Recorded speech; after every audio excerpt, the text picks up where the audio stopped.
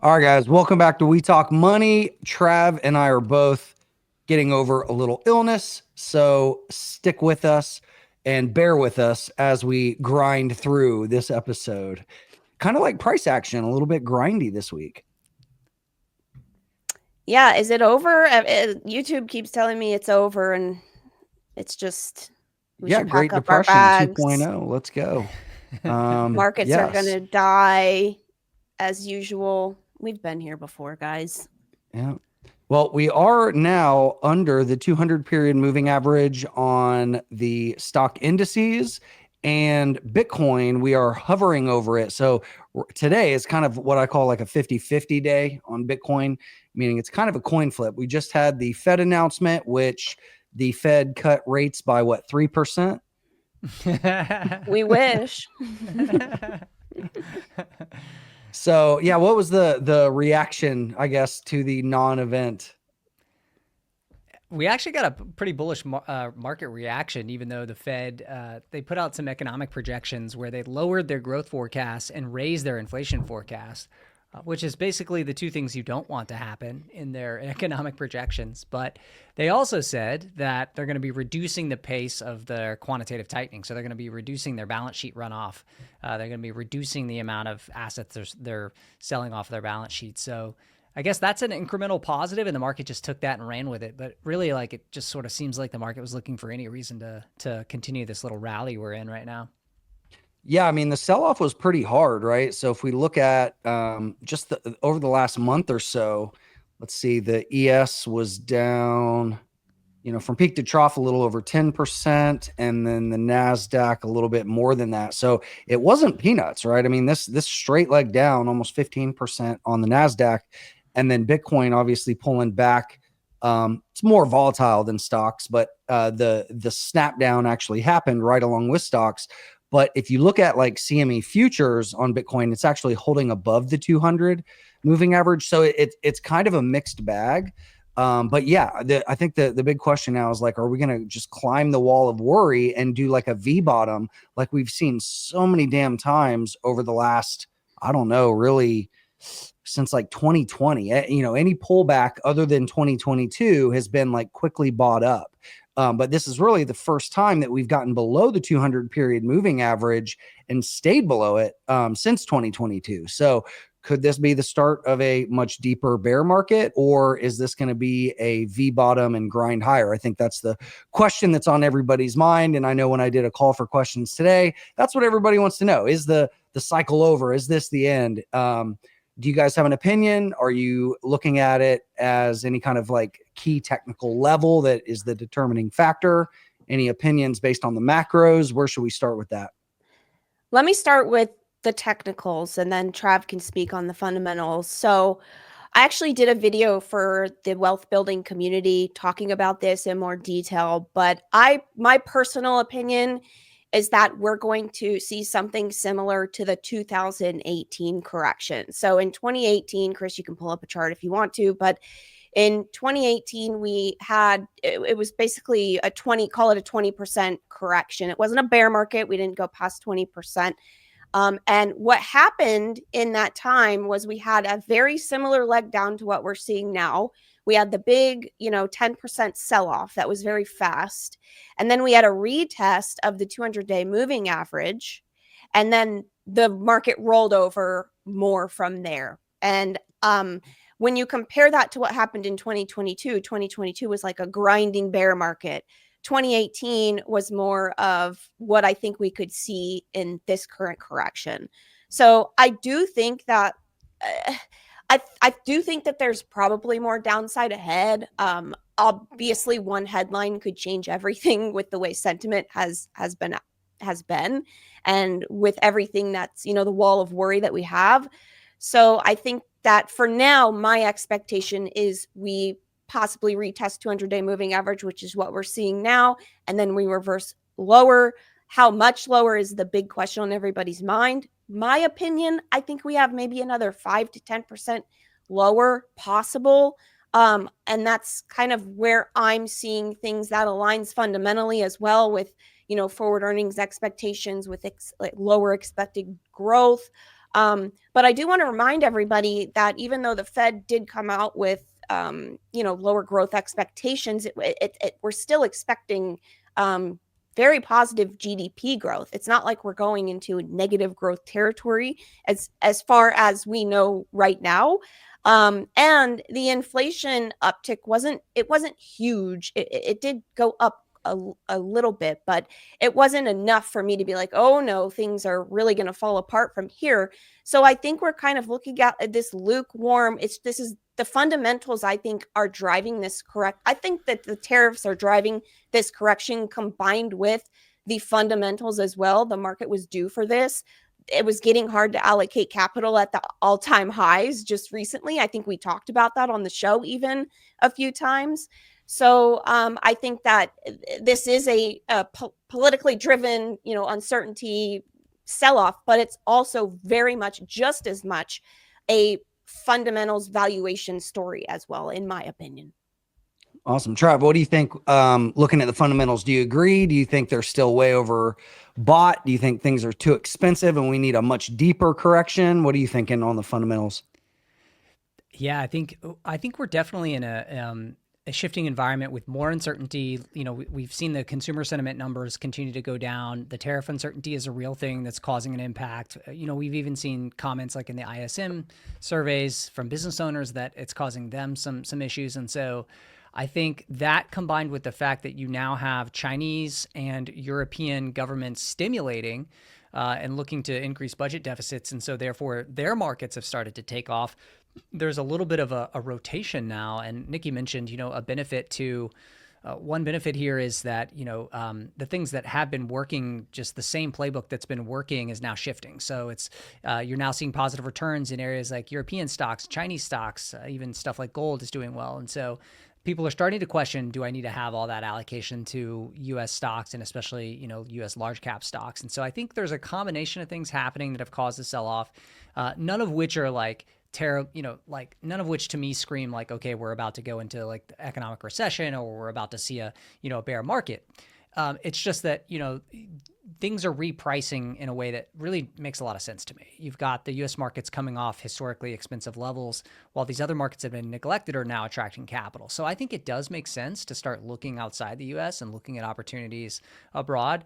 I also think it's still going to be fine in the U.S. market, and we're probably going to chop around for a while until some of this policy uncertainty gets resolved.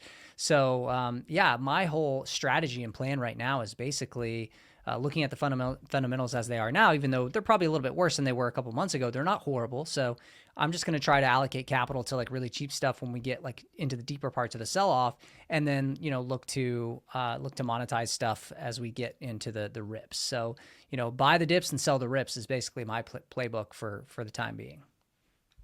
Nice. Yeah, that makes a lot of sense. I mean, I was just pulling up gold and the DAX, some of the European markets that have been outperforming for the first time in what feels like forever.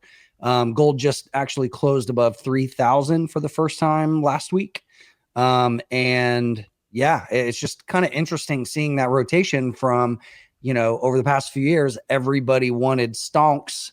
Everybody wanted the Mag 7 or 8. And now that has, kind of cooled off. And like you guys said, capital's kind of searching for alpha other places. And, even Bitcoin has taken a pause. And I think this is kind of a pivotal moment for Bitcoin, because let's say that stocks do sell off a little bit, or like, valuations come in more, does Bitcoin actually catch a leg of its own? Does it start trading to its own beat? That's what I think a lot of crypto folks are thinking about and looking at right now. Is like, we've seen historically every bear market or every, just panic or sell off that stocks have had, be it the Japan trade unwinding, or the regional banking crisis, or tariffs, or whatever, right? There's always a narrative.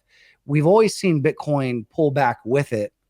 But I think for Bitcoin to really live up to its promise, we need to see that true, even if it's not an inverse relationship, we just need to see capital flowing into Bitcoin, and that it doesn't get spooked by everything that spooks like the NASDAQ, right?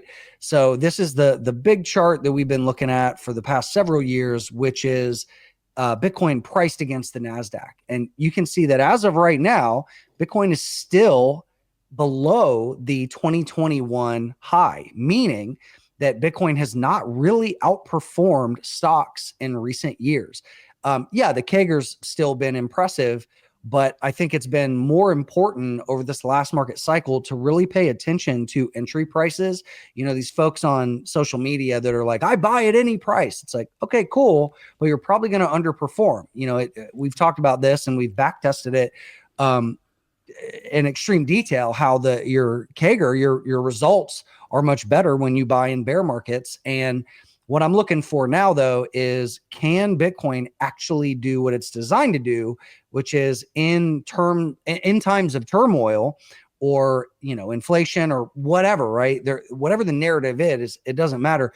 Can it buck the trend from what stocks are doing? And we just haven't seen that this cycle. Even though we've had good performance over the last couple of years, it still has not really outperformed stocks from the pivot high back in 2021. So that's what I'm really looking at in Q2 of this year. As we start to close out March, it's like, can we start to see that really perform, or is it going to just fade? And everybody, the big question that I get both on social media and in the community all the time is like, is the cycle over? Is the cycle over?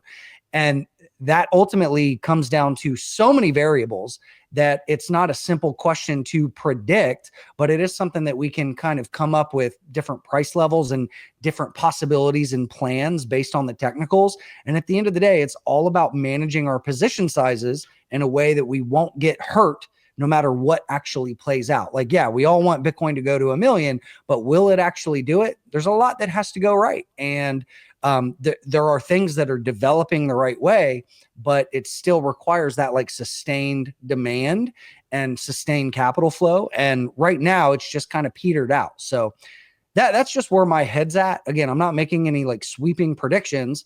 That's why I took some profit at 100K and I'm reevaluating now. And I actually sent a video out to the community today saying right now, I don't have a lot of conviction in either direction.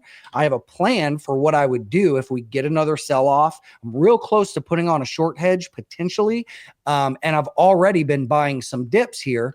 But yeah, I don't know. I'm just kind of in this like wait and see moment. What does that make sense?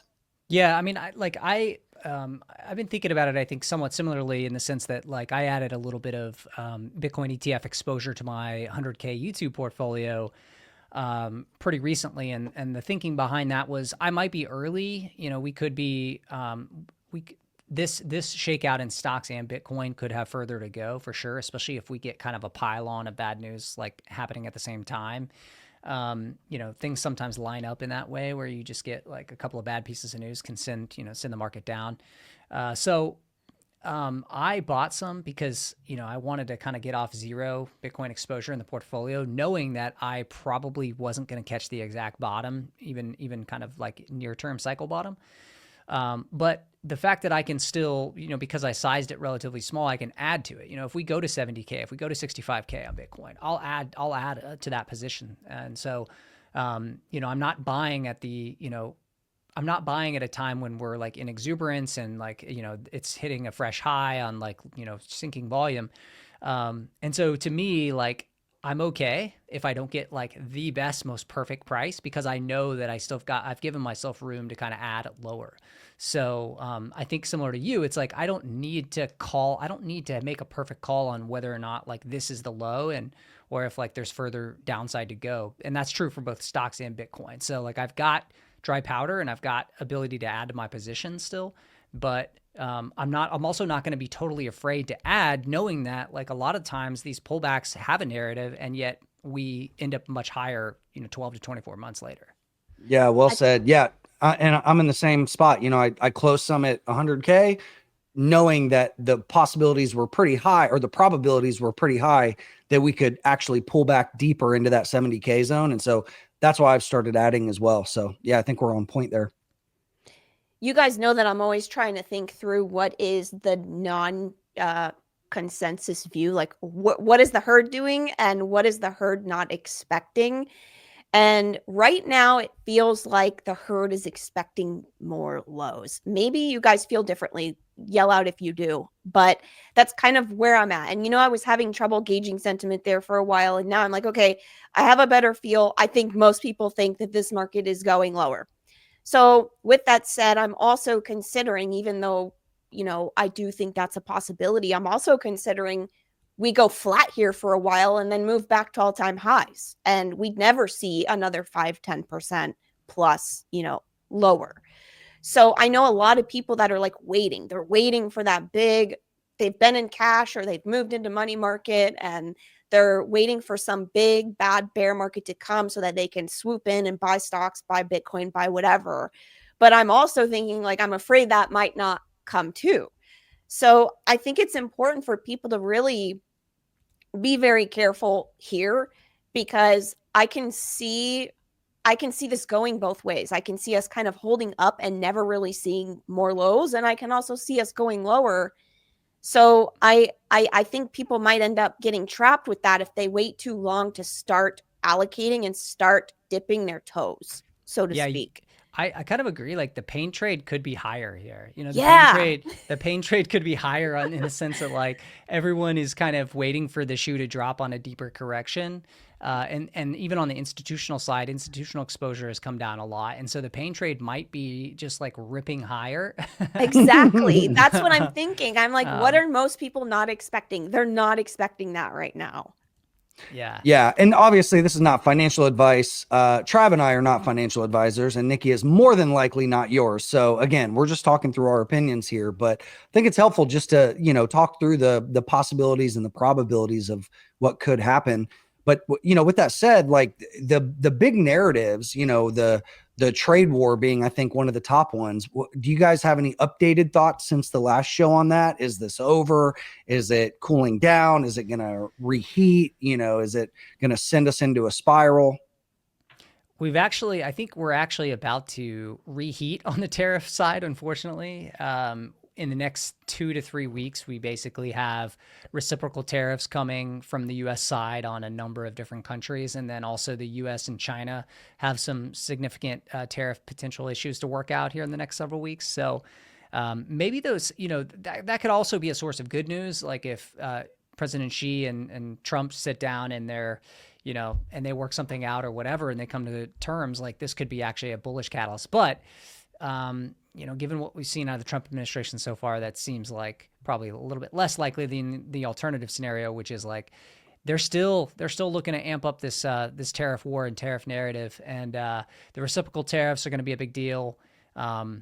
So I think in the next couple of weeks we could be facing more market turmoil over that, and then we'll see how it plays out through the summer. But yeah, I don't think we're out of the woods yet on tariff stuff. Okay.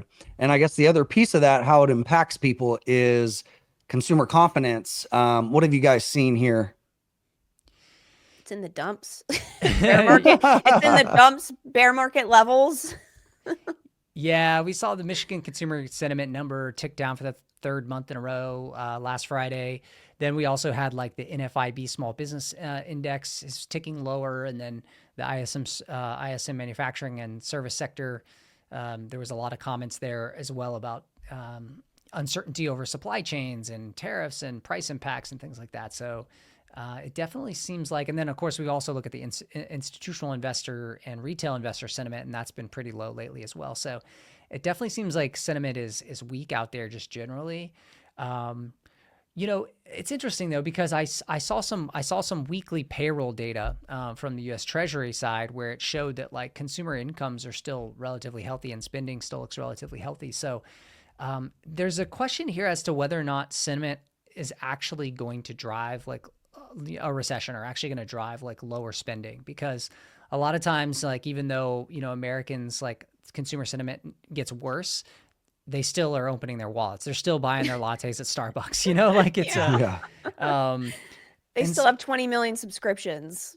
Yeah, exactly. So I don't want to overweight the sentiment stuff too much. But it definitely, we are definitely in a world of higher uncertainty than we were before. And I think after some amount of time, some of this policy uncertainty is going to work itself out. But in the near term, it's just, it's not helping the markets. It's not helping business activity for sure. Yeah. On the crypto side, sentiment wise, it also feels pretty bad, but like people are also buying the news. Like the big thing that happened recently was the SEC lawsuit against Ripple, and just, other things are starting to crumble or get dismissed. And so you can see Ripple was up some today on that and is actually holding up quite well. I'm not going to buy this and hope. I'm just going to look for potential trade setup, but you can see, I mean, there was a failed breakout back here in January. So, alts have just gotten absolutely destroyed, especially, meme coins and small caps over the last month, where larger cap is still, holding up somewhat well. So there's been a bit of a flight to safety, if you will. But, even with that said, most alts are actually in a technical bear market below the 200-day. So I've just been thinking, I'm like, is something going to happen to actually shift this narrative? And what could it be? Because the news cycle seems to be dominated by a bunch of really weird shit, like people setting Teslas on fire, and the potential end to the Ukraine Russia conflict or not, right? And there's just so many things that I think are clouding everybody's opinion. And I don't know. It just seems like kind of a mixed bag, but like slightly negative for me. Do you guys see any potential white swans out there that could cause like that pain trade to the upside? I mean, the extension of the Tax Cut and Jobs Act, tax cuts. I think that's something that could be good. Right now, the lower tax rates are expected to expire at the end of 2025 this year.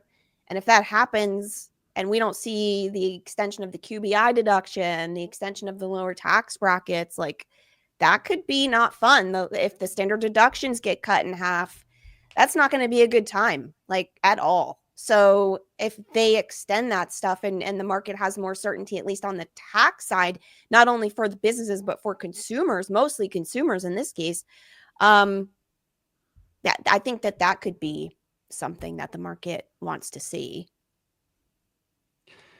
What about Chinese stocks? Do you guys think that there could be some kind of rebound there? I know that's something, Trav, you had a pretty big trade on in Q1 and that you've been looking at more. Are you guys still bullish on China as a whole? Do you think there's maybe some kind of not turnaround story, but bull case there? Yeah, I see the sentiment is shifting, and I see it. I see it not only in like investor conversations on Twitter, but I also see it just in the actual data, like trading volumes, Chinese stock performance. We had a big win this week on Tiger, which again is a position in my public portfolio that I've been showing. So yeah, and I know Nikki had some call options there as well. So Tiger was a really nice one, was up 20% yesterday for us. We had the Alibaba calls at the start of the year that ripped higher. And I think, a number of Chinese stocks have started to kind of join the party. So there's a real story here. And I think there's definitely more to go.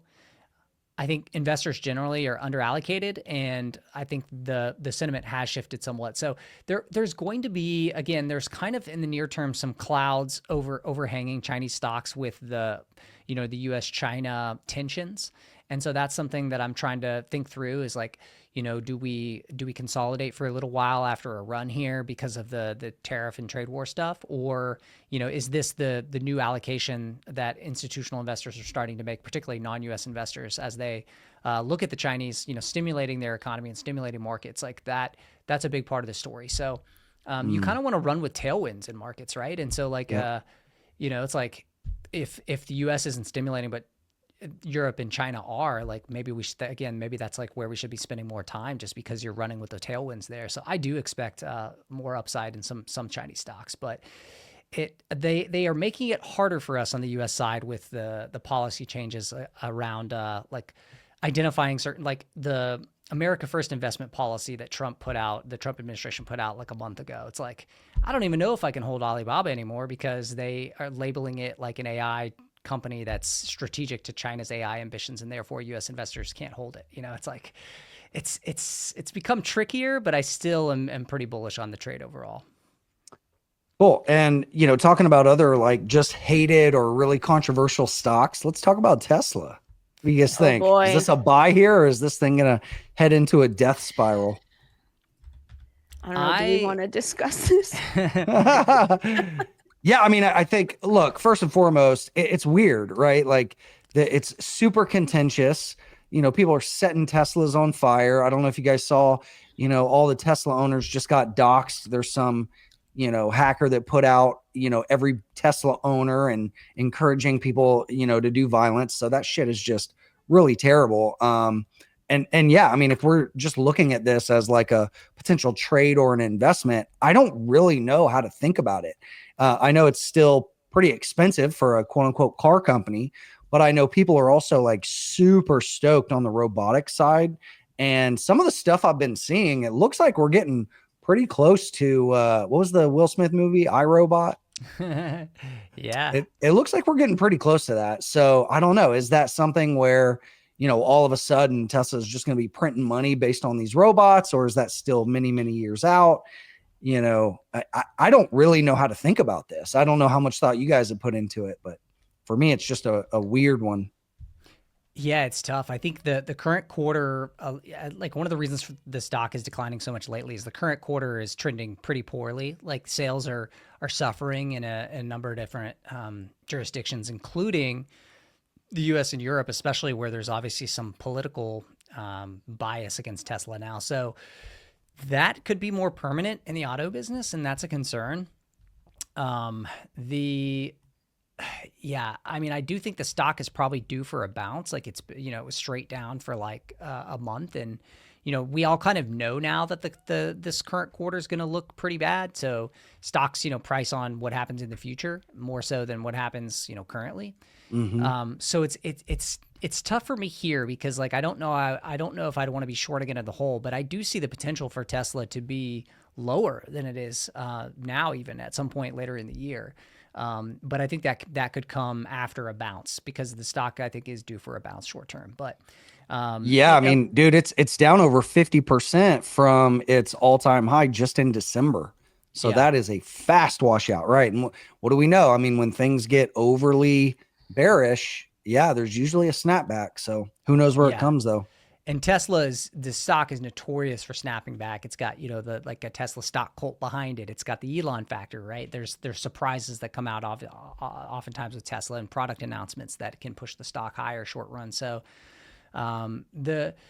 ultimately, I do think they're going to have to get a handle on the auto business. Like they're going to have to figure out how to grow that business because in the short run, like robo taxis and certainly humanoid robots, they're just not going to sell enough in 2025 and 2026 to be able to offset a really weak auto business. So they need to figure out how to get like people excited again about the brand other than just promising future stuff. Like you need to actually have some like milestones you're hitting in the short run, I think, to like keep this valuation. So it wouldn't surprise me to see Tesla at 120 150 at some point this year, but I do still think it's interesting in the sense that like they're one of the only Mag 7 that are innovating. Like look at Google, they just bought Wiz for 32 billion. Like I mean, I don't know what Google's doing. I think that's one of the dumbest things I've ever seen them do. But yeah. Explain that to us. Why do you think it's stupid, and what's the deal all about? I mean, Google's buying a cybersecurity company for greater than 40 times revenue. So they're spending a $32 billion to buy a company that's pretty small. It's one of the highest multiples. It's like it would be larger than the 9 or 10 most recent acquisitions that Google's made in like all together added up. So like it just the price that they're paying is kind of absurd, frankly. And it just goes to show you like Google is kind of a mess. You look at like their AI products, they've been pretty disappointing. Like they have a lot of really good capabilities, but actually like building and marketing those products, like you saw what happened last year with the whole like woke AI stuff. Even like the products that are good, like the, Notebook LM, like they don't market them. Like they're not competitive right now with Perplexity and ChatGPT and Claude on a lot of factors. So it's like, I don't really understand what Google is doing right now. Like they just seems like a mess. It seems like they need another leader, but Yeah, like what is Google doing? I guess Waymo is one area where they're finally starting to like push forward, and that could be something that's an interesting part of the Google story. But Apple's not really innovating. Um, I mean, what's Microsoft doing to innovate? Like, I guess Yeah, Microsoft might. what a vibe shift, right? Like if I've got this the charts pulled up here for anybody that's listening on the pod, um of the basically the hottest 8 stocks. I'm not going to call these the Mag 7 or whatever, but we got Apple, Amazon, Google, Microsoft, Meta, Nvidia, Netflix, and Tesla, and all of them are down on the year except for Netflix. Yeah. Like, Woo! how crazy is that? That, just in December, Q4 of last year, it was like Mag 7, and, the narrative was like, all you should own is large cap stocks. Everything else is shit. And like, how, it's just funny how popular narrative is usually a sign of like, hey, you might need to rotate into something different. I'd be curious to get y'all's thoughts on whether you think the political climate is like going to be a headwind for Tesla here. Like, is this a I permanent headwind? I think this is a semi-temporary headwind. I think that okay, look, listen. People forget. I hate to say it, but people forget. If Tesla can put out a good enough product to where their current users that hate Elon don't want to drive anything else but a Tesla because it's so good, so they just put a bumper sticker on it that says I hate Elon, but they continue to drive their Tesla. Like, if Elon can put out a good enough product, Tesla, then maybe this blows over, right? Because people do forget. Target's, I've seen these things like left and right with consumer products. Lululemon. Target, Lululemon, Walmart was under fire at one point for not treating their employees right. Everyone loves Walmart now. Walmart's trading at like 30 times price earnings, or was at one point, right? Chick-fil-A was hated, but people who hate that what they stand for still go buy the chicken sandwiches. Like, I know plenty of people that do that. I've just seen this in the consumer space so many times that I guess I'm kind of like, okay, this is probably going to pass like it always passes. And it's not cool to vandalize people's property. And I think eventually that's going to become not cool. And people will finally maybe chill on the whole thing. I don't care what what you believe. I don't think it's cool to key people's cars and hurt people and dox people. So I think that Tesla could go lower from here just on what I call, the crossfires that some companies get involved in from time to time. But typically, when these companies get involved in the crossfires, if you like making money, it can be a great way to make money. And that's kind of how I'm seeing Tesla, putting politics aside and putting everything else aside. I'm thinking if it goes low enough, this could end up being a good buying opportunity. And you guys have, Travis and I have never really been interested in Tesla, right? Like, for years, we were kind of not really interested in buying it. And I'm finally just now getting to the point where I could be interested in buying Tesla. Yeah, the valuation has always been a big issue for us, but if it got low enough, I think it would definitely be an interesting play, just given the optionality. But one thing I'm thinking of here, one gauge for if the brand is actually permanently hurt or not, would be, are liberal women in Austin going to be using the robotaxi service? That's how we're gonna gauge it. Oh my God. Because Tesla, Dude, that's so good. Yeah. Yes. Well, that's true. And, I mean, and that's look, the thing. That's the the thing. gauge. We'll know this summer, Yeah. because if liberal women are downloading the Tesla app and taking robotaxi rides, then we'll know. It's not a permanent brand issue. If they're not, if it's like the robotaxi service doesn't take off in Austin, then I maybe that's our sign. 100% bet that they will absolutely take that, and they will buy fully autonomous Teslas because it's that good. And that's what I'm saying. If the product's good enough, this will blow over. If the product is good enough, people will use it. Wasn't Volkswagen founded by Nazis or something like that? Did he? Yeah. And like Henry Ford was like a Nazi sympathizer or something like that. You don't see people boycotting Ford and Volkswagen, right? So, I mean, granted, that was a long time ago, but still, it's the principle. Yeah. Like these things come up and they blow over if the product's good enough.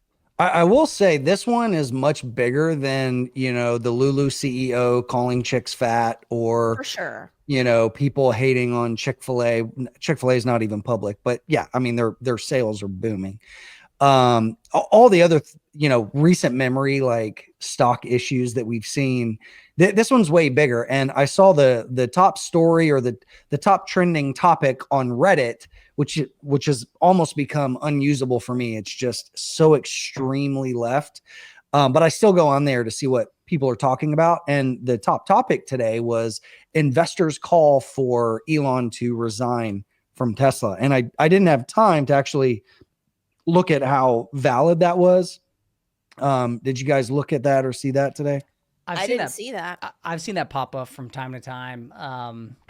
And I think good luck. I mean, the board is basically controlled by Elon. Like you're wasting your time. Like, Yeah. I mean, I think actually Tesla stock would fall significantly if Elon was pushed out anyway. So I think be careful what you wish for if you're a Tesla investor and you're trying to push Elon out. There's an Elon premium that's in the stock, so you better be careful. But I don't think it's going to happen. I think the board's too loyal to Elon unless he did something. I mean, look, the guy committed securities fraud and they didn't kick him out of the company. Like he faked a buyout, right? Like the SEC sued him and he didn't get kicked out as CEO. So it's going to take a very high bar to push Elon out of Tesla.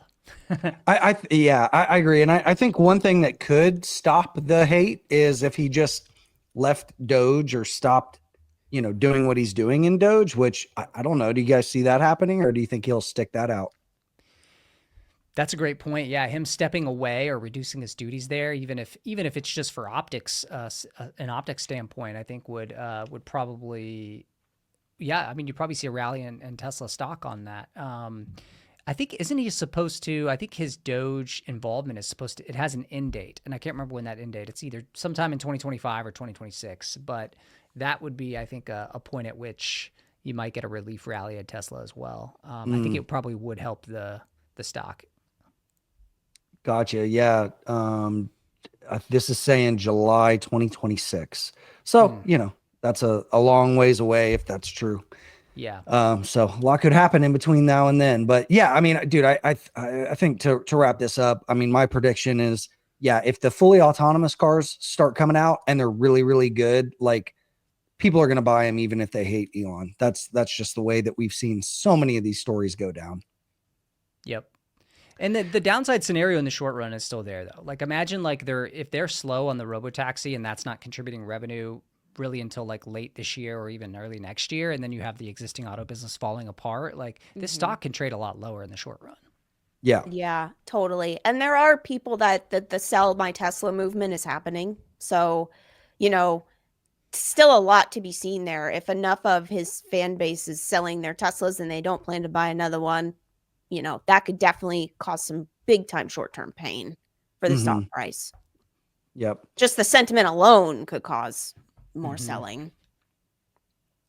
Yep. All right. I think so. I was just scrolling through the questions that we got on Twitter/X, and I think we covered a lot of them. Here's one specific that's not, hey, what's price going to do? I'd love to know how you guys are protecting your long-term Bitcoin holdings against both internal and external threats. Well, I put mine in Travis's car. So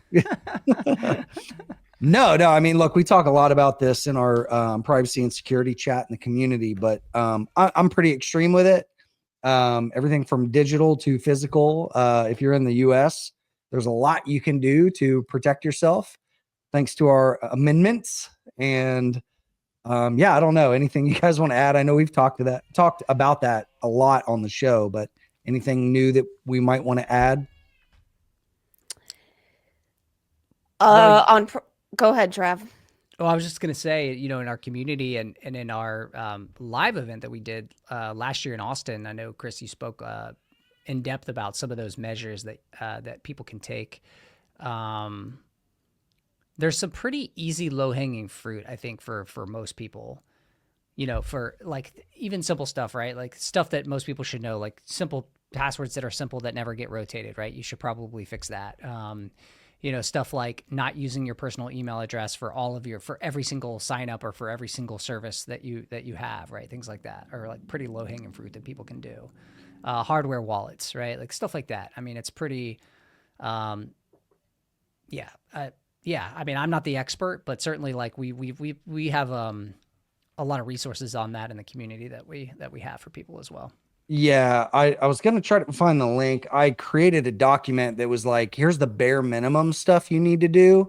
And then if you're ultra paranoid, here's all the really weird stuff you can do. I mean, I went on a multi-year journey, and obviously I'm not perfect, and I'm a public space in the crypto sphere, but because of that, there's stuff that I do that maybe people with a lower risk threshold might not need to do. But yeah, there is like a minimum set of criteria that even if you're not in crypto, if you're just an investor, like I think you should do all those things too. And it relates to, yeah, like Trav was saying, some of the just basic password stuff, but even computer hygiene and two-factor authentication, best practices, and data, just controlling data. And I think, the whole Tesla doxing situation that we just saw today is pretty freaky. If you own a Tesla, now all your info is out there. And so even if you're not in crypto, there is a big case to be made that the privacy and security stuff is very important. Even if you think like, oh, I'm a nobody, I'm not even an investor. Well, there's a lot of weird shit that can happen that can make you a target for different people. So yeah, Totally agree. not the most sexy topic, but I think it is important. I mean, I hear from people all the time that either get hacked or, have, God forbid, physical issues. But it happens, especially when Bitcoin's at all-time highs. So, all right, guys, did I miss any other questions or any other topics y'all want to cover today? No, I think that's good. I mean, basically the moral of the story is diversification is alive and well and working right now for people, which is very interesting. It is. Yeah. I mean, my gold position wasn't massive, 10 years ago, but it has grown, and it's a larger percentage of my overall portfolio today than it was back then. So it's acting as somewhat of a hedge. My managed futures accounts are positive on the year, which are also acting as a hedge.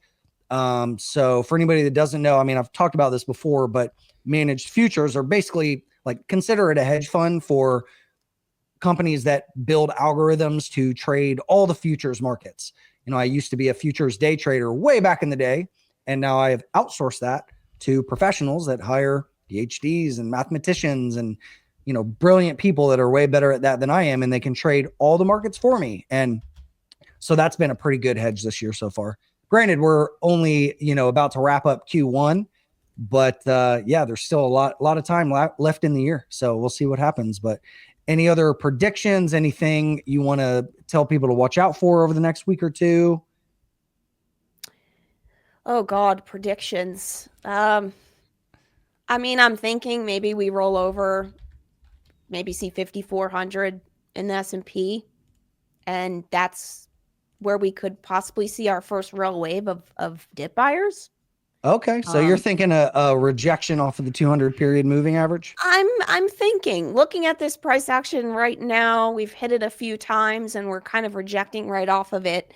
I mean, it's trying, but to me, I'm thinking maybe we roll over one more time, kind of max pain, and then that's when people start to feel more comfortable buying. Let me ask you guys this. What would you look for to think that we are going into, a 2022 market over like a 2018, where it was, a little bit of a first sell off and then that quick panic and reversal into 2019? Like, what do you think would actually cause like a multi-month or multi-year bear market over just a quick V bottom bounce? I think it really comes down to job losses, honestly, or like a super spike in inflation.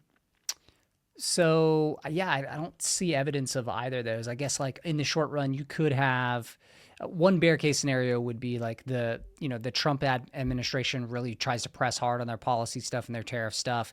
It doesn't work. They create a bunch of like, short-term inflation which then leads to like the vicious cycle of like longer term inflation. And then, basically like a stagflation type scenario where like the economy's not growing, but you do have inflation because of all these like manufactured policy things. That would be a bear case. It's just, we haven't really seen them press hard. Like it seems like they step back every time like things get a little bit, dicey.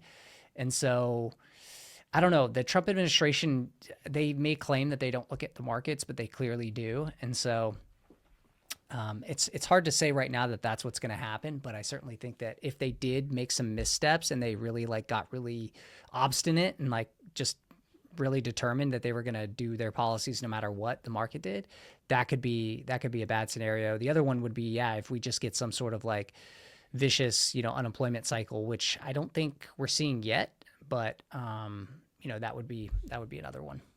It doesn't even look like the Fed is really predicting high unemployment. A few ticks higher than where we're at. We've got initial jobless claims, so we'll see how that shakes out. That's, again, it's kind of been steady / falling. Like, it'd take a big surprise tomorrow, I think.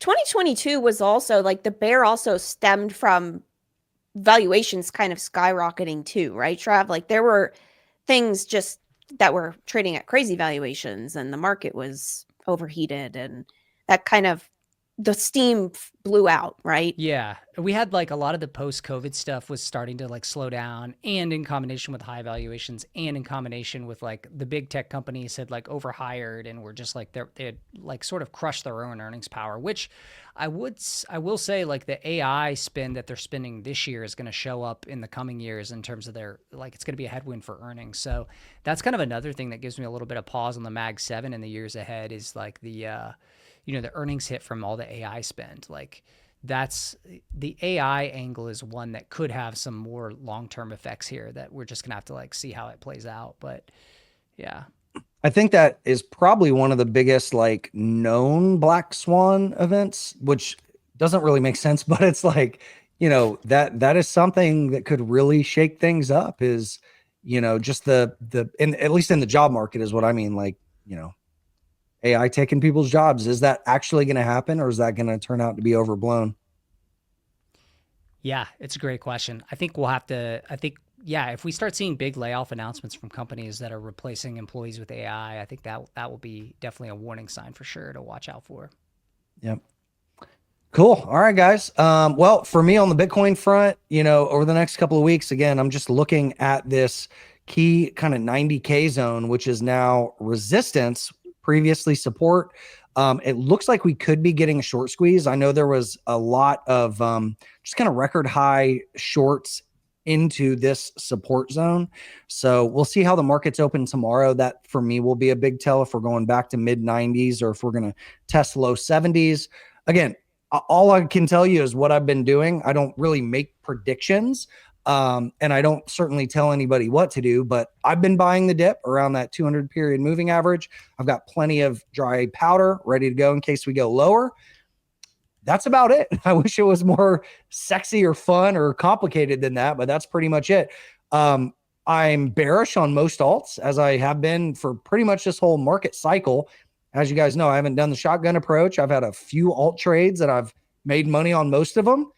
And I think we need a good culling. I think a lot of bullshit needs to die. So hopefully we see that this year too. You mean fart coin's not going to survive? Hey, I never said that. Guys. Hey, I may or may not have 50% of my net worth in fart coin. You never know. No, I have 0% of my net worth in fart coin. But all right, guys, anything else you want to add before we wrap it up? No, man, just remember that corrections are good. I mean, they're not fun, but they can be if you're in the community. We have fun in there, baby. Right? We love bloody dips. We love bloody dips. This is the money-making time. It's not all everything's not completely going to shit, I don't think. We literally have a strategy called buyer of last resort. We love being the buyer of last resort. We love buying when everybody else is calling for a depression and the end of times. And what a great time to allocate capital if you have cash on hand, right? Yes. Like this is when you want to do it, not at all-time highs. So amen. That's it. All right. And on that, guys, we'll go ahead and wrap it up. Thanks for watching. Follow us everywhere on social. Trav's been really blowing up the YouTube game. Check him out on Stock Geek TV. Nikki's at She Talks Finance everywhere. I'm yours truly, Chris Dunn TV. Go to WeTalkMoney.com, subscribe to the show on your favorite podcast platform, and make sure you're also subbed to the YouTube channel. And we'll see you guys next time. See ya. Cheers. Later.